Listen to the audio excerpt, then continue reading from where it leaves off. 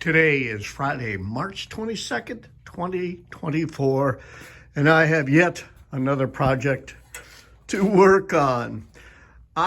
Since we moved into this house in 2019, any projects where I've needed to use or would like to use a table saw outside, I've actually been using my skill saw with a fence, working on my hands and knees. So I had been looking for a table saw that I'm actually going to keep outside in our shipping container to be able to work on projects that need to be worked on outside, or on projects that shoot out a lot of sawdust. Now, my 40-year-old shopsmith has served me really, really well.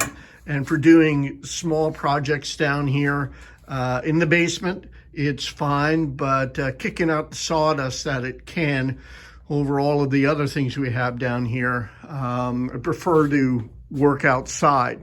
Behind this is an old Delta unisaw, Rockwell unisaw, that is gutted. And that's going to be my welding table right now. Yeah, it's cluttered with other things, but I've kind of created a grinding welding booth in there.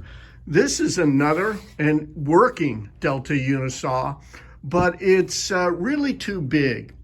And what I've decided to do is I will be selling that along with some special fences for it, and using the shopsmith downstairs, but using this outside for bigger projects. Now, the unfortunate thing for me is I did not do my due diligence when I went to pick up the table saw, and it wasn't until I got it home that I discovered the bearings on the shaft are gone. The shaft fits in here the other way, excuse me.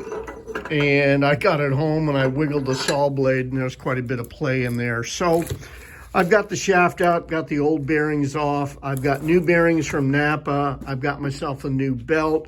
What I did is I moved it. I took it apart so I could carry it downstairs. This is all cast iron, and it's why I wanted it. Most of your more modern table saws are stamped steel, and these wings here are cast iron and cast iron top. So it's very rugged, has a lot of mass to it, but to carry it down these stairs, actually I slid it down the stairs. You can see where I took a chunk of wood off.